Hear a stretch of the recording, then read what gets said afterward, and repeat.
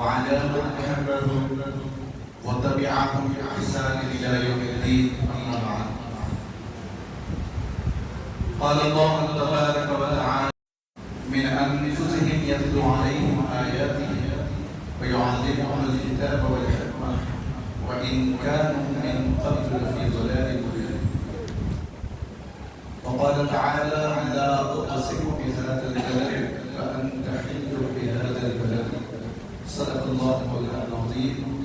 بلغنا ورسوله الأمين الكريم. وقال تبارك وتعالى في شأن حبيبه وعظمته في كلامه المجيد: إن الله وملائكته يصلون على النبي يا أيها الذين آمنوا صلوا عليه وسلموا تسليما. اللهم صل على سيدنا محمد وعلى آله وأصحابه أفضل صلواتك وعدد معلوماتك وبارك وسلم.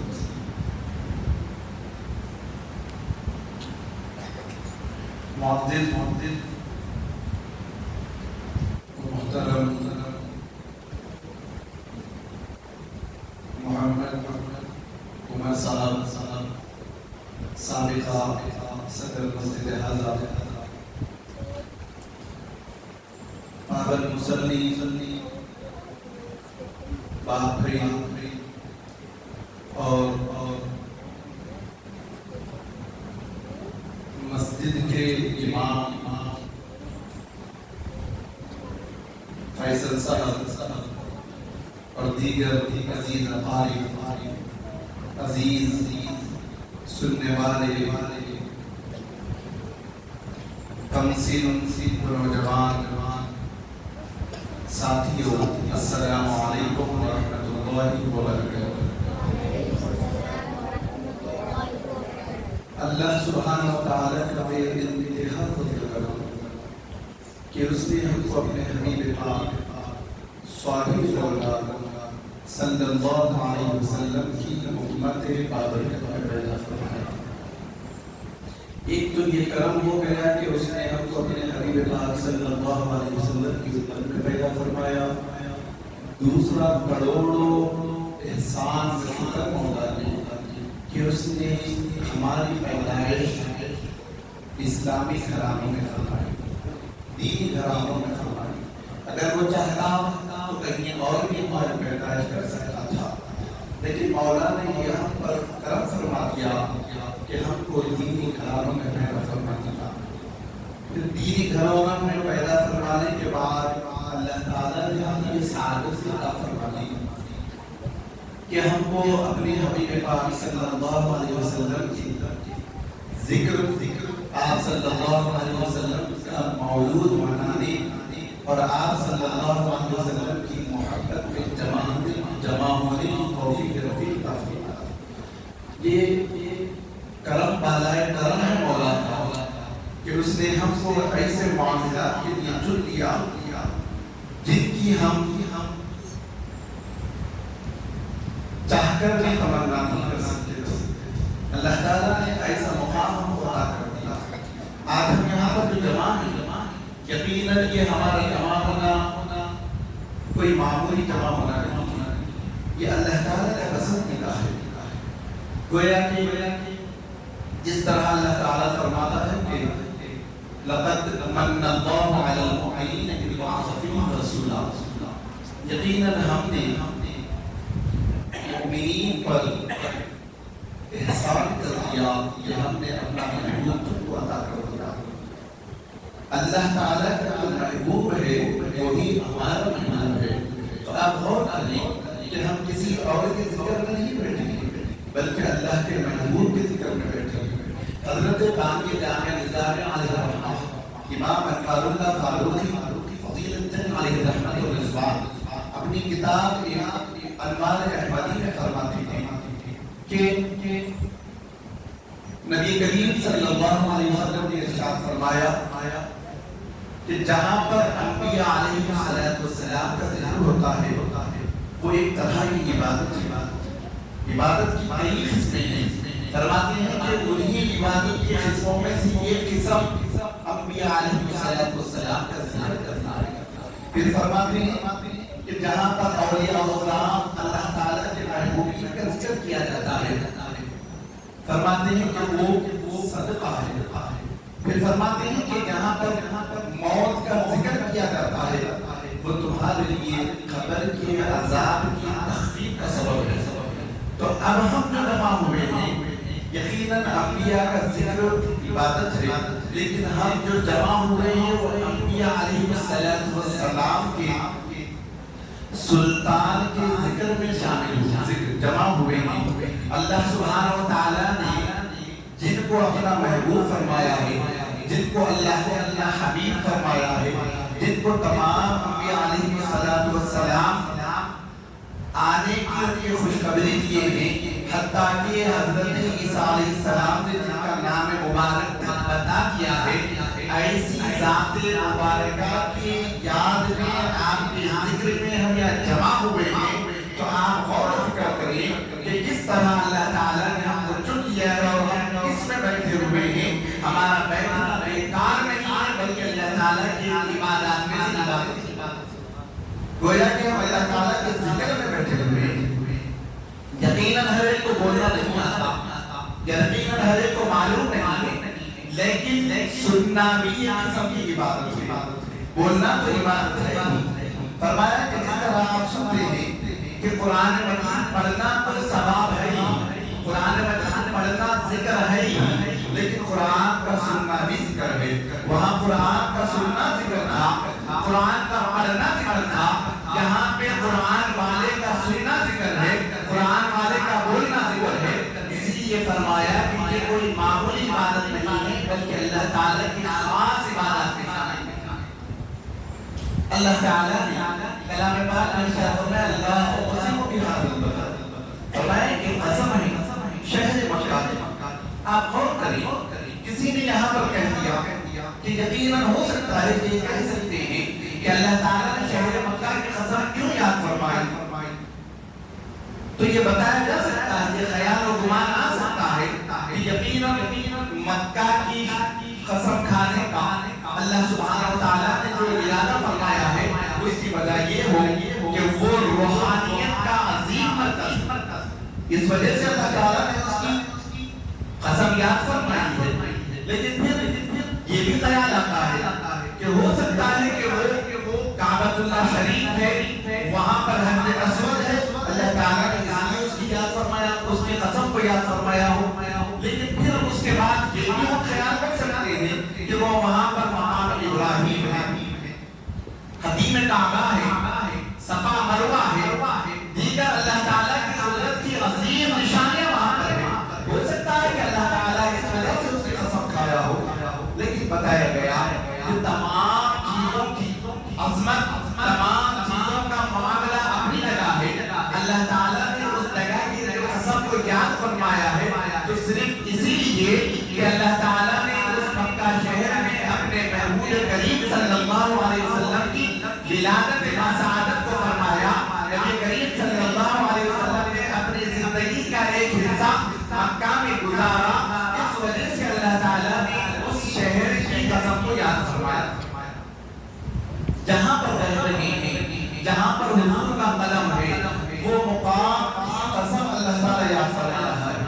اب آپ غور کریں کہ یقیناً نبی کریم صلی اللہ علیہ وسلم کا ذکر خیر کیسا ہوگا کہ اللہ تعالیٰ جہاں پر آپ پیدا ہوئے وہ شہر کی قسم کھا رہا ہے. جس شہر سے آپ ہٹ کر دوسرے مقام پر گئے وہاں پر آپ کو یاد فرما رہا ہے. گویا کہ اللہ تعالیٰ نبی کریم صلی اللہ علیہ وسلم کی ولادت بسعادت کو بے انتہا اعلیٰ فرما رہا ہے. پھر فرماتے ہیں کہ نبی کریم صلی اللہ علیہ وسلم کی ولادت بسعادت حضرت سیدنا عمر بن خطیبہ رضی اللہ تعالیٰ بیان کرتے ہیں کہ میرے والد محترم سے میں نے سنا میرے والد محترم کوئی عام انسان نہ تھے بلکہ فرماتے ہیں کہ وہ اپنے وقت کی علم میں ایک عظیم ذریع بے انتہا سے حالات ان کے ویسا ان کے جیسا کوئی نہیں میرا تھا. فرماتے ہیں کہ میرے والد سے میں نے سنا جس وقت نبی کریم صلی اللہ علیہ وسلم کی ولادت باسعادت قریب تھی، اللہ تعالیٰ نے ملائکہ کو حکم فرمایا کہ جنت کے تمام دروازوں کو کھول دیا جائے۔ یہ فرماتے ہیں کہ پھر حکم فرمایا کہ آسمان کے تمام دروازوں کو کھول دیا جائے۔ پھر فرماتے ہیں کہ جب تمام آسمان کے دروازے کھول دیے گئے، جنت کے دروازے کھول دیے گئے، اب ملائکہ کو حکم فرمایا کہ اب تم زمین پر چلے جاؤ، زمین پر حاضر ہو جاؤ۔ فرماتے ہیں کہ تمام فرشتے زمین پر حاضر ہو گئے، آسمان والے تمام فرشتے زمین والے فرشتوں کو ایک دوسرے سے مبارکباد دینے لگے، کہنے لگے کہ قریب ہے، مبارک ہو، قریب ہے، اب وہ اللہ تعالیٰ کا محبوب پیدا ہونے والا ہے، ان کی ولادت بسعادت ہونے والی ہے۔ فرماتے ہیں کہ جیسے فرشتے آگے حضرت عمر بن خبیبہ رضی اللہ تعالیٰ عنہ فرماتے ہیں کہ ان کے والد نے فرمایا کہ اس کے بعد اللہ تعالیٰ نے دنیا کے جتنے پہاڑ تھے پہاڑوں کو اونچا ہونے کا حکم فرما دیا۔ پھر فرماتے ہیں کہ اس کے بعد سمندر جو تھے، سمندر کی موجوں کو بلند ہونے کا حکم فرما دیا۔ فرماتے ہیں کہ جب سمندر کی موجیں بلند ہونا شروع ہو گئی تو جتنی سمندر کی تمام مخلوقات تھی، تمام مخلوقات ایک دوسرے کو مبارکبادیاں دینے لگ گئی کہ مبارک ہو، اب قریب وہ ذات کا نزول ہونے والا ہے، وہ ذات دنیا میں پیدا ہونے والی ہے جس کو اللہ سبحانہ و تعالیٰ چاہتا ہے۔ پھر فرماتے ہیں کہ اس کے بعد شیطان کو 70 بیڑیوں میں جگہ دیا گیا اور سمندر میں اس کو منہ کے بل ڈبو دیا گیا۔ پھر فرماتے ہیں کہ جتنے شیاطین تھے، جتنے سرکش جن تھے، تمام کو بیڑیوں میں جگہ کر دیا گیا۔ پھر فرماتے ہیں کہ اس دن سورج کو ایک عظیم روشنی عطا کی۔ پھر فرماتے ہیں کہ اس کے بعد اللہ سبحانہ و تعالیٰ فضا میں 70,000 نور کو ٹھہرایا اور یہ حکم فرمایا کہ تم نبی کریم صلی اللہ علیہ وسلم کی ولادت باسعادت کے انتظار میں یہاں کھڑے رہو۔ پھر فرماتے ہیں اس کے بعد اللہ سبحانہ و تعالیٰ نے یہ فیصلہ فرمایا کہ اس دن جس دن نبی کریم صلی اللہ علیہ وسلم کی ولادت باسعادت ہونے والی ہے، اللہ تعالیٰ نے فیصلہ فرما دیا کہ جتنی خواتین ہوگی تمام پر اللہ سبحانہ و تعالیٰ لڑکا ہی تربیت فرمائے گا۔ پھر فرماتے ہیں اس کے بعد اللہ سبحانہ و تعالیٰ نے جنت میں ہر آسمان پر ایک زمرد اور ایک ہیرے کا روشنی والا بے انتہا ستون قائم فرمائے گا۔ ہر آسمان پر جو ستون قائم کیے گئے، جو بلیر لگائے گئے، فرماتے ہیں کہ اس کے بعد نبی کریم صلی اللہ علیہ وسلم کی ولادت باسعادت کے قریب حضرت آسیہ حضرت مریم کو بھیجا گیا، حتیٰ کہ حضرت حوا علیہ السلام کو بھی بھیجا گیا۔ فرماتی ہے حضرت آمنہ رضی اللہ تعالیٰ عنہ کہ جس وقت میری ولادت میرے پاس میرے فرزند ارجمند کی ولادت باسعادت ہونے والی تھی، تو میں نے دیکھا کہ میرے گھر میں بے انتہا اعلیٰ اونچے قد والے 3 عورتوں کو میں نے دیکھا۔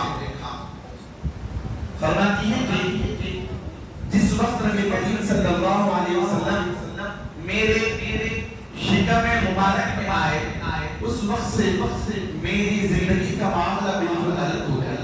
فرماتی ہے کہ جہاں پر جاتی ہوں، جو کوئی پتھر اگر میرے پیر کے نیچے آ جاتا تو بجائے پتھر کے وہ گھر بن جاتا، بے انتہا نرم ہو جاتا۔ اگر کوئی چیز مجھ کو اٹھانے میں تکلیف ہوتی، محسوس ہوتی، وہ فوراً اٹھ جائے، ایسا معلوم ہوتا کہ بالکل ہلکی ہے۔ فرماتی ہے کہ جب ولادت کا وقت قریب آ گیا، میں نے دیکھا کہ ایسی روشنی مجھ کو دکھائی گئی جس کی وجہ سے شام کے محلات تھے اس کو نظر آنے لگے، ہر چیز اس کو پست نظر آنے لگی اور روشنی کی وجہ سے ہر چیز اس کو نظر آنے لگی۔ فرماتی ہے کہ اس طرح نبی کریم صلی اللہ علیہ وسلم کی ولادت بسعادت ہوئی۔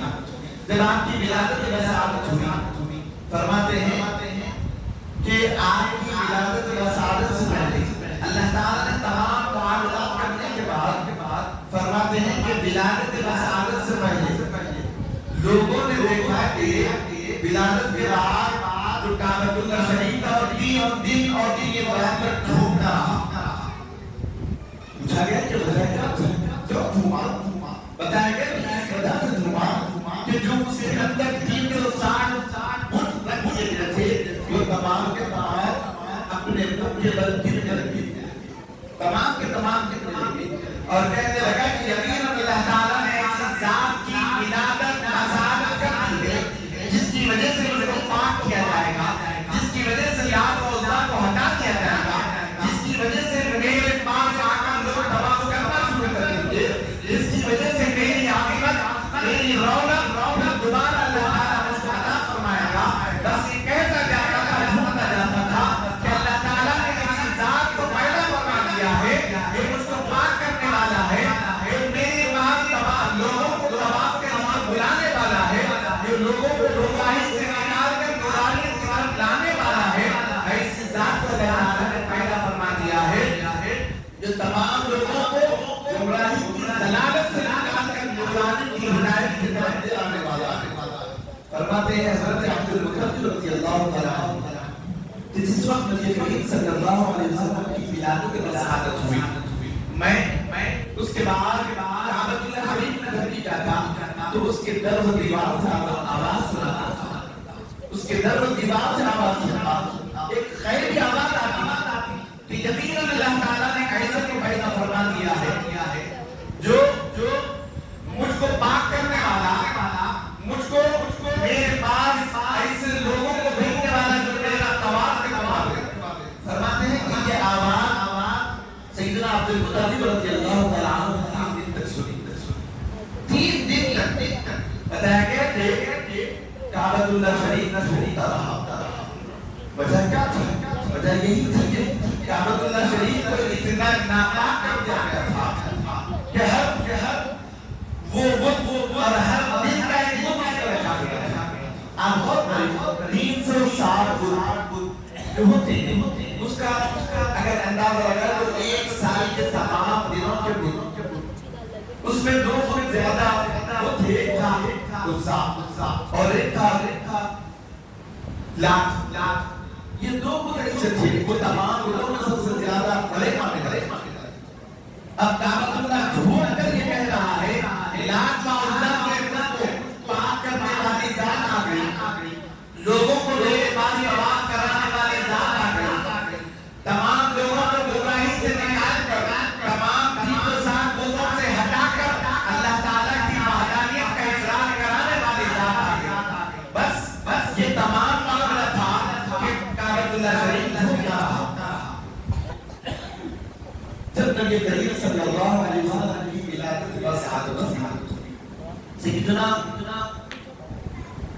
عبد المطلب رضی اللہ تعالیٰ عنہ اس بات کی اطلاع دی گئی، آپ فوراً تشریف لائے، دیکھا تو اپنے بیٹے کا نام محمد رکھا۔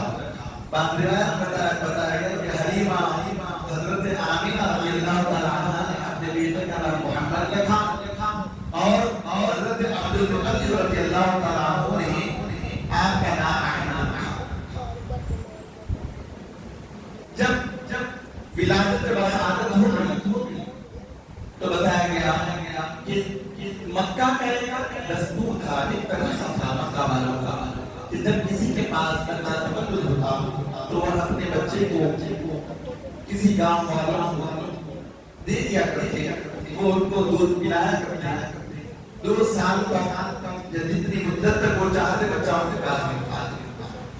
جب نبی کریم صلی اللہ علیہ وسلم کی ولادت بسعادت ہوئی تو آپ کی ولادت کے تعلق سے سن کر تمام بنو سعد قبیلے کے لوگ مکہ شریف آئے. فرماتے ہیں کہ اس وقت بنو سعد جس گاؤں میں رہا کرتے تھے وہاں کا معاملہ یہ تھا کہ وہاں پر بے انتہا خاص سالی بے انتہا خاص سالی. کسی کے پاس کھانے کے لیے نہ تھا, کسی کے پاس کوئی چیز ایسی نہ تھی کہ جس سے وہ اپنی زندگی گزار سکے. فرماتے ہیں کہ تمام قبیلے کے لوگ اس علاقے سے مکہ آتے کہ اگر ہم کو وہاں کے امیر زادوں کے بچے مل جائیں ان کے پرورش کرنے پر, ان کے اپنے پاس رکھنے پر کچھ ہماری اعانت ہوتا ہے, ہماری مدد ہوتا ہے. فرماتے ہیں کہ تمام جتنے بچے تھے تمام لے کر چلے گئے.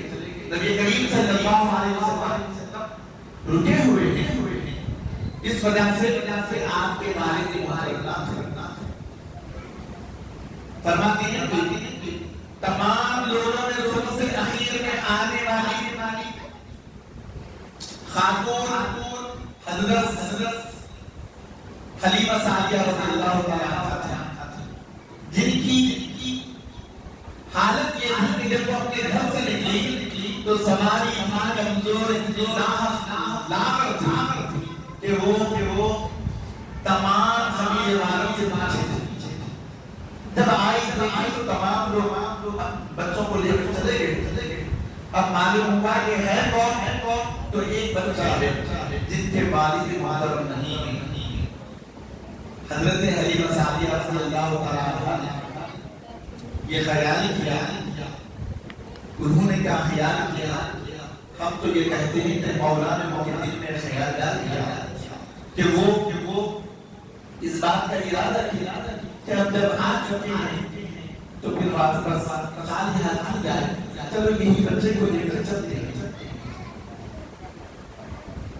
حضرت حلیمہ سعدیہ رضی اللہ تعالیٰ عنہا جیسے ہی نبی کریم صلی اللہ علیہ وسلم کے قریب آئی اور آپ کے چہرے انور پر سے کپڑا ہٹایا تو فرماتی ہے کہ ایسا نورانی چہرہ میں نے آج تک نہ دیکھا. فرماتی ہے کہ میں نے بچے کو لے کر جب جانے لگی, جیسے ہی سواری پر چڑھی, سواری پر بیٹھی, اب وہی سواری ہے جس پر میں آئی تھی, وہی خچر ہے جس پر ہم آئے تھے, وہی لوگ ہیں جس کے ساتھ ہم آئے تھے. فرماتی ہے کہ سواری پر بیٹھ تو گئی, لگام لے کر آگے بڑھانے لگی. دیکھا ہم نے کہ وہ جو سواری لاغر تھی اس میں عجیب سی طاقت اور وہ جہاں پر ہم کو بالکل کمزور لاغر اور بالکل دبلی پتلی لے کر آ رہی تھی, اب ہم کو ایسی پانا ایسی طاقت والی نظر آنے لگی کہ جب ہم نے اس کو چلانا شروع کیا تو وہ بے انتہا جتنے ہم سے پہلے آ چکے تھے, اب ہم جب جانے لگے تو تمام ایک کے بعد ہر ایک سواری کو پیچھے کرنے لگے اور تمام وہ عورتیں جو ان سے پہلے آ کر بچوں کو لے کر چلے گئی تھی تمام میری طرف دیکھتی اور مجھ سے کہتی کہ حلیمہ کیا بات ہے, جب آ رہی تھی تو لاغر تھی, جب آ رہی تھی تو تمہاری سواری میں نہ طاقت تھی نہ قوت تھی, بالکل لاغر اور کمزور تھی, چلا بھی نہیں جاتا تھا. کیا بات ہے کہ جب جا رہی ہو تو اس کی رفتار کا حال یہ ہے کہ وہ تمام کو پیچھے کر رہی ہے. کہاں سے ایسی قوت آ گئی, کہاں سے ایسی طاقت آ گئی, کہاں سے ایسی برکت تم کو مل گئی. حضرت حلیمہ سعدیہ رضی اللہ تعالیٰ عنہا فرماتی ہے کہ میں بچے کے چہرے کو دیکھنے لگی, سمجھ گئی کہ یہ برکت یہ قوت میری سواری میں اگر آئی ہے تو کہیں اور سے نہیں آئی ہے, معلوم ہوتا ہے کہ اس بچے کی وجہ سے آئی ہے.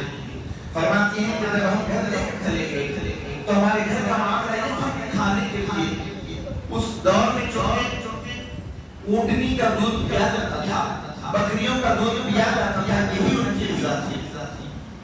فرماتی ہے کہ جب ہم گھر آئے, گھر آنے کے بعد دیکھا کہ ہماری وہ جو اونٹنی ہے وہ اونٹنی بالکل لاغر ہے, اس کے تھن بالکل چھٹے ہوئے, نہ دودھ کا اندیشہ بلکہ گمان بھی نہیں کیا جا سکتا تھا کہ یہ فرماتی ہیں کہ جیسے ہی میں بچے کو لے کر گھر میں داخل ہوں اور ہم کو بھوک لگنا شروع ہوئی، ہم نے بچے کو جانور کو بتا کر لا کر جیسے ہی اندر گھر میں بیٹھا، اب جا کر اپنے شوہر سے کہا کہ جائیں کچھ اگر دودھ نکل سکتا ہے تو اونٹنی سے کچھ تھوڑا دودھ نکال دے۔ فرماتی ہیں کہ میرے شوہر اونٹنی کے تھنوں کو ہاتھ لگانا ہی تھا، فرماتے ہیں کہ اس کے تھن دودھ سے بھر گئے اور وہ دودھ نتھانے لگے، حتیٰ کہ بتا گھر گیا، میرے شوہر نے پی لیا، میں نے بھی پی لیا، حتیٰ کہ میرے بچوں کو میں پلا دیا۔ اس کے بعد پھر میں بچا ہوا تھا، میں بے انتہا متعجب تھا کہ کیا بات ہے، اتنی برکت ہمارے گھر میں کیسے آ گئی، کیسے ہمارے جانوروں میں اتنی قوت آ گئی، کہاں سے ہمارے گھر میں ایسی برکت آ گئی۔ میں سمجھ گئی کہ یہ اور چیز نہیں ہے بلکہ یہی بچہ ہے جو چاہے کرائی ہے، اسی کی وجہ سے ہمارے گھر میں برکت ہوئی۔ فرماتی ہیں کہ یہ سلسلہ چلتا رہا، جب ہماری بکریاں چرنے کے لیے جایا کرتی، ہمارے جانور چرنے کے لیے جایا کرتے تو تمام قبیلے والے اپنے جانوروں کو بھی بھیجا کرتے، مگر ہمارے جانور خوب سیر ہو کر پیٹ بھر کر کھا کر آتے، تر و تازہ ہو کر آتے، لیکن دوسرے تمام ہمارے محلے کے جتنے لوگ تھے، جتنے قبیلے والے تھے، ان کے جانور ویسے ہی لاغر تھے، ویسے ہی کمزور تھے۔ تمام لوگ ہم کو دیکھ کر متعجب ہوئے کہ حلیمہ آخر ہم تمہارے پاس کہاں سے غذا آ رہی ہے، آخر تمہارے پاس کہاں سے ایسی عمدگی آ رہی ہے کہ تم اپنے جانور کو بھی طاقتور کر رہی ہو، خود بھی سیراب ہو رہی ہو، اپنے جانور کو اپنے خاندان کو سیراب کر رہی ہو۔ فرماتی ہیں جب تمام لوگ آ کر اس سے پوچھنے لگے تو میں نے اس بچے کو بتایا اور بتا کر کہا کہ اگر ہمارے گھر میں خیر و برکت ہے، اگر ہمارے گھر میں تمام چیزوں میں اللہ تعالیٰ برکت دے رہا ہے تو وہ کوئی اور چیز نہیں ہے بلکہ اس بچے کی وجہ سے اللہ تعالیٰ برکت دے رہا ہے۔ فرماتی ہے کہ اس طرح تمام قبیلے والوں نے آ کر کہا کہ وہ برکت ہم کو بھی دو، وہ برکت ہم کو بھی عطا کرو۔ فرمانے لگے ٹھیک ہے، جب میرے جانور کھانے کے لیے جائیں تو تم ان کے ساتھ اپنے جانوروں کو بھیج دینا، ان کے ساتھ اپنے جانوروں کو بھیج دینا۔ فرماتی ہیں کہ جب وہ اپنے جانوروں کو میرے جانوروں کے ساتھ بھیجتے تو ان کے بھی تمام جانور خود سیر ہو کر۔ پھر فرماتی ہیں اس کے بعد نبی کریم صلی اللہ علیہ وسلم جب بولنا شروع کرے، آپ صلی اللہ علیہ وسلم جب بولنا شروع کرے تو سب سے پہلا کلمہ آپ صلی اللہ علیہ وسلم کی زبان سے اللہ اکبر کا نکلا۔ فرماتی ہیں کہ سب سے پہلا کلمہ جو حضور نے زبان سے فرمایا وہ اللہ اکبر تھا۔ پھر فرماتی ہیں کہ اس کے بعد جب نبی کریم صلی اللہ علیہ وسلم چلنے کے قابل ہوئے، تھوڑا بڑے ہوئے، جس طرح بچے عام طور پر کھیلتے ہیں، فرماتے ہیں کہ جب میرے بچے کھیلتے تھے تو آپ صلی اللہ علیہ وسلم کو بلاتے تھے کہ آؤ ہمارے ساتھ کھیلو۔ فرماتے ہیں کہ نبی کریم صلی اللہ علیہ وسلم کبھی کسی کے ساتھ اس طرح نہیں کھیلے جس طرح عام بچے کھیلا کرتے۔ پھر فرماتی ہیں کہ بعض روایات میں ہے کہ جب بچے آپ کھیلنے کے لیے بلاتے تو آپ صلی اللہ علیہ وسلم فرماتے کہ میں کھیلنے کے لیے پیدا نہیں کیا گیا۔ یہی الفاظ اگر آپ دیکھیں تو سیدنا غوث اعظم پیرا نبی دستگیر رضی اللہ تعالیٰ عنہ کی سیرت مبارکہ میں ملیں گے کہ آپ جب بچپنے میں کسی گائے کے گھر جاتے تو وہ آپ کو کھیلنے کے لیے بلاتی تو آپ کہتے ہیں کہ کھیلنے کے لیے پیدا نہیں کیا گیا۔ نبی کریم صلی اللہ علیہ وسلم کی جب عمر شریف زیادہ ہوئی، فرماتے ہیں کہ جب برکت بے انتہا ہو گئی، دیکھتے دیکھتے 2 سال گزر گئے، اب سیدنا حلیمہ سعدیہ رضی اللہ تعالیٰ عنہا نبی کریم صلی اللہ علیہ وسلم کو لے کر سیدنا آمنہ رضی اللہ تعالیٰ عنہا کے پاس آئیں دینے کے لیے۔ دینا تھا کہ اصول تھا دینے کا، لیکن بتایا گیا کہ آپ کا دین نہ تھا کہ دے اور میرے پاس سے رکھتا رہے اور بکر۔ فرماتے ہیں کہ اسی اسنا میں ہوا کہ اللہ تعالیٰ نے صورت دیکھی، فرمایا کہ جب حضرت حلیمہ سعدیہ رضی اللہ تعالیٰ عنہا نبی کریم صلی اللہ علیہ وسلم کو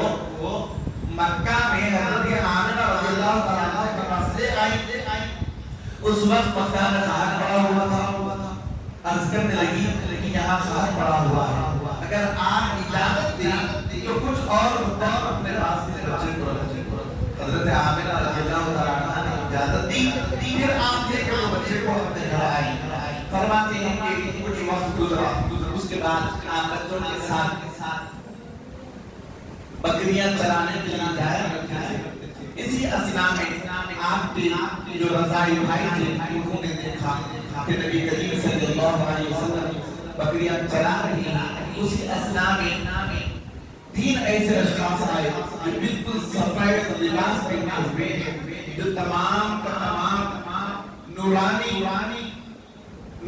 میں ڈوبے ہوئے ہیں. فرماتے ہیں کہ وہ تینوں نبی کریم صلی اللہ علیہ وسلم کو اٹھائے اور ایک مقام پر لٹائے. لٹانے کے بعد آپ کے سینے کو چاک کیا اور کچھ چیز نکال کر باہر پھینک دی. پھر آپ کے سینے کو سی دیا گیا. پھر یہ جیسے ہی منظر آپ کے رضائی بھائی نے دیکھا، ہیبت اور خوف کے عالم میں ڈھانپتے ہوئے گھر آئے اور والدہ سے کہا کہ امیران معلوم نہیں محمد صلی اللہ علیہ وسلم کے ساتھ کیا ہو رہا ہے. کوئی لوگ آئے اور وہ آپ کو اٹھائے اور آپ کا سینہ چاک کیے. فرماتے ہیں کہ یہ سننا ہی تھا. حضرت حلیمہ سعدیہ رضی اللہ تعالیٰ عنہ کے شوہر بھاگتے ہوئے آئے. جیسے ہی آ کر دیکھا نبی کریم صلی اللہ علیہ وسلم بیٹھے ہوئے پوچھنے لگے کہ اے محمد صلی اللہ علیہ وسلم کیا کوئی معاملہ آپ کے ساتھ ہوا؟ ارشاد فرمایا کہ ہاں 3 لوگ آئے، مجھ کو اٹھایا اور مجھ کو لٹا کر میرے سینے کو چاک کیا. کوئی چیز میرے پاس سے نکال کر باہر پھینکی اور کوئی چیز میرے سینے میں ڈال دی. یہ واقعہ حضرت حلیمہ سعدیہ رضی اللہ تعالیٰ عنہ کو بے انتہا حیرتناک کر دیا. فرماتی ہیں کہ معلوم نہیں کیا ہوئے. فوراً آپ اور آپ کے شوہر نبی کریم صلی اللہ علیہ وسلم کو لے کر مکہ ہے اور آپ کی والد محترمہ کو دے دیا.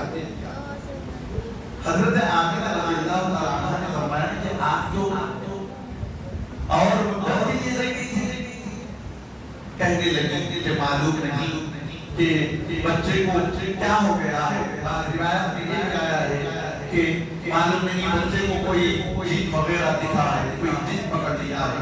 حضرت عامرہ رضی اللہ تعالیٰ عنہ نے فرمایا کہ میرے شہزادے کے ساتھ ایسا معاملہ نہیں ہو سکتا، اس لیے کہ جب سے وہ میرے شکم مبارک میں آئے ہیں اس وقت سے لے کر ولادت تک میں نے جو واقعات دیکھے ہیں اس سے مجھ کو اندازہ ہے کہ کوئی جن ان کے قریب نہیں آ سکتا. پھر اس کے بعد نبی کریم صلی اللہ علیہ وسلم کی عمر شریف آگے بڑھی. فرماتے ہیں کہ جب آپ کی ولادت کے بعد آپ کی عمر مبارک آگے بڑھی تو حضرت عامرہ رضی اللہ تعالیٰ عنہ بھی دنیا سے پردہ فرمائی. اس کے بعد آپ کی پرورش آپ کے دادا عبد المطلب رضی اللہ تعالیٰ عنہ کے ذمہ آئی. حضرت سیدنا عبد المطلب رضی اللہ تعالیٰ عنہ کی پرورش میں حضرت سیدنا عبد المطلب رضی اللہ تعالیٰ عنہ جہاں جاتے اپنے پودے کو ساتھ لے جہاں جاتے وہاں ساتھ لے. حتیٰ کہ ایک مرتبہ آپ مکہ میں بیٹھے ہوئے نبی کریم صلی اللہ علیہ وسلم اپنے پیر کو کعبۃ اللہ شریف کو لگا کر بیٹھے ہوئے. کچھ لوگ آ کر عرض کرنے لگے اے قریش کے سردار عبد المطلب، آپ یقیناً قریش کے سردار ہیں، مکہ کے آپ بانی ہیں، مکہ کے معتمد ہیں، مکہ کی سرپرست آپ پر ہیں، تمام چیزیں آپ طے کرتے ہیں. دیکھیں مکہ میں خانہ پڑا ہوا ہے، تمام لوگ پریشان ہیں، ہر کوئی پانی کے لیے، ہر کوئی اناج کے لیے پریشان ہے. کچھ اللہ تعالیٰ کی بارگاہ میں اپنے ہاتھ کو اٹھا کر دعا فرمائیں. سیدنا عبد المطلب رضی اللہ تعالیٰ عنہ سیدنا نبی کریم صلی اللہ علیہ وسلم کی طرف دیکھے اور اپنے ہاتھوں کو اٹھا کر دعا کرنے لگے.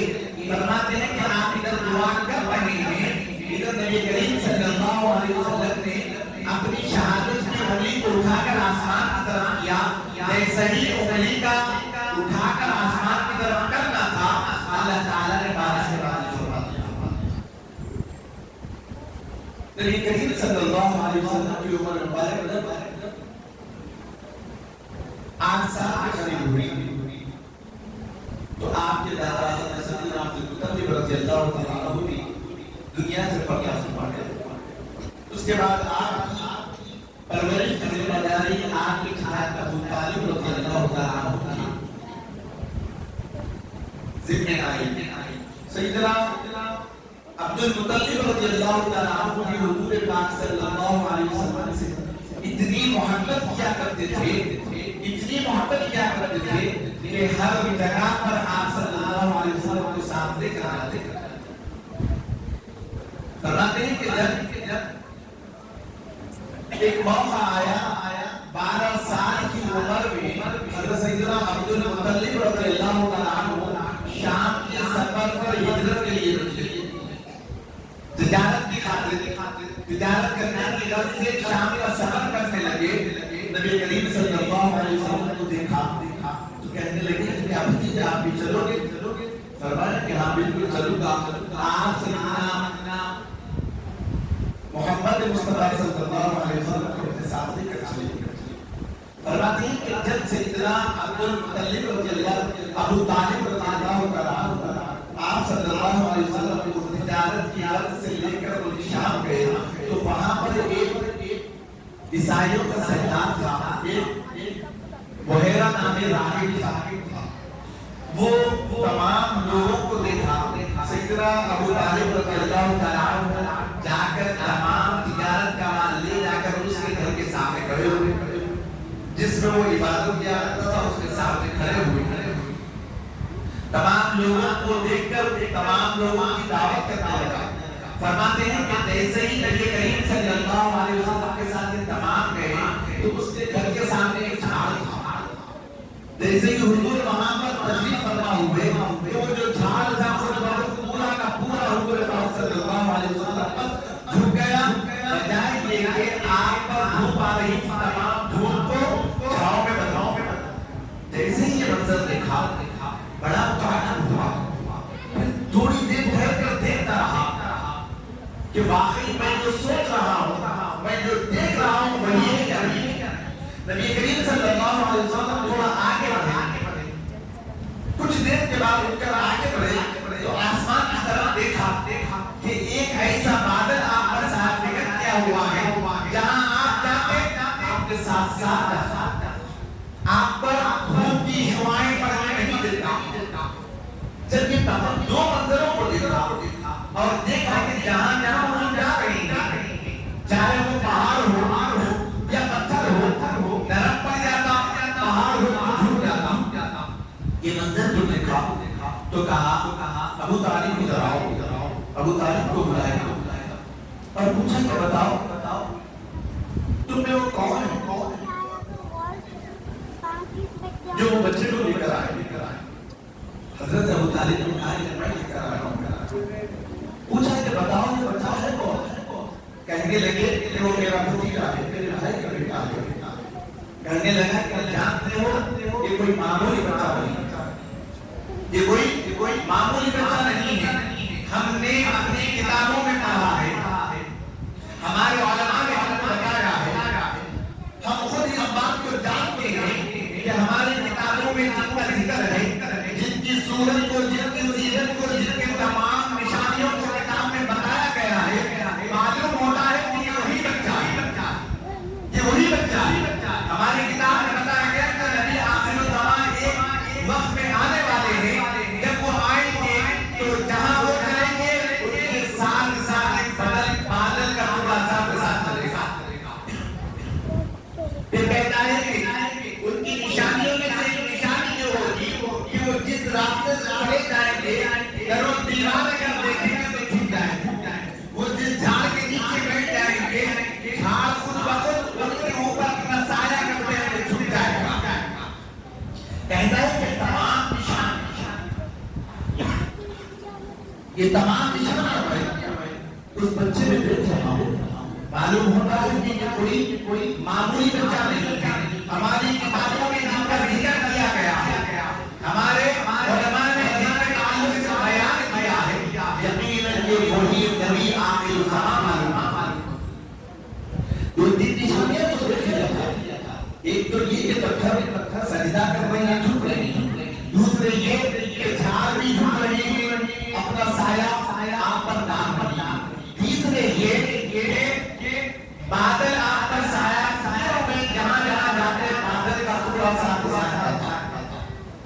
دینا تھا اس کو ایک نشانی کہ واقعی جو نبی ہوں گے ان کے دونوں شہروں کے درمیان مہر نبوت فرماتی ہے کہ اب اس نے دعوت کی دوپہر میں دعوت کی اور اس کے بعد شام میں دعوت کی حضرت ابو طالب رضی اللہ تعالیٰ عنہ کہنے لگا کہ اے ابو طالب دعوت میں آؤ تو وہ بچے کو جھوڑ کر دیا بلکہ اس کو لے کر اس کو کیسے بھی لے کر جیسے ہی دعوت کی حضرت ابو طالب رضی اللہ تعالیٰ عنہ کہ آپ کو بھی لے کر گئے تو وہ اس انداز سے نہ دیکھنا چاہتا تھا کہ نبی کریم صلی اللہ علیہ وسلم کی دونوں شانوں کے درمیان مہر نبوت تیار بس اسی انداز سے آیا اور آپ کے شانوں کے درمیان سے کپڑے کو ہٹا کر دیکھا تو مہر نبوت بھی ہوئی ہے اب یہ سمجھ ہے کہ یہی نبی آخر الزمان یہی نبی آخر الزمان حضرت ابو طالب رضی اللہ تعالیٰ عنہ آیا اور کہنے لگا ہے ابو طالب یہی نبی اب یہاں سے آگے نہ جانا اب اس سے آگے نہ جانا اس وجہ سے کہ جو تم بچے کو لے کر آئے ہو کچھ یہودی ایسے ہیں جو ان کے پاس کی نشانیوں کو دیکھ لیں گے جب وہ ان کے اندر تمام نبی آخر زمان کی نشانیوں کو پا لیں گے تو اب وہ ان کے دشمن ہو جائیں گے اور ان کو شہید کر دیں گے اس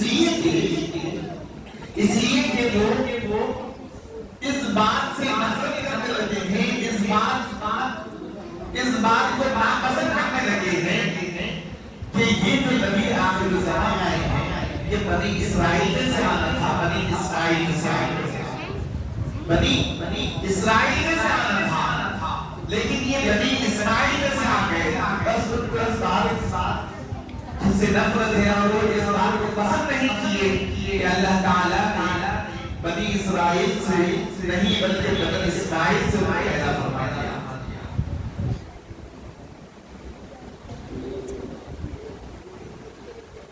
اس طریقے سے نبی کریم صلی اللہ علیہ وسلم کی ولادت و شہادت کے بعد اس طرح اللہ تعالیٰ نے ایسی نشانیاں نبی کریم صلی اللہ علیہ وسلم کی ظاہر فرمائی جس کو دیکھ کر حتیٰ کہ فرمایا کہ وہ جو یہود و نصارہ ہیں نبی کریم صلی اللہ علیہ وسلم کو اس انداز سے پہچانتے ہیں آپ کے نشانیوں کو دیکھ کر آپ کے تمام معاملات کو دیکھ کر آپ کی خوبیوں کو دیکھ کر اس طرح پہچانتے ہیں جس طرح وہ اپنے بچوں کو پہچانتے ہیں لیکن پھر بھی تمام چیزوں کو دیکھنے کے بعد بھی ماننے کے بعد بھی انکار کرنا یہ انہیں کی زندگی میں تھا اللہ تعالیٰ آپ اور ہم تمام آج کی جو رات ہے اس رات کی برکتیں عطا فرمائے اور اس رات اللہ تعالیٰ ہمارے لیے شفا اور امداد کی رات بنا دے اور اللہ تعالیٰ اسی طرح ہم کو تمام زندگی نبی کریم صلی اللہ علیہ وسلم کی ولادت و شہادت منانے کی توفیق عطا فرمائے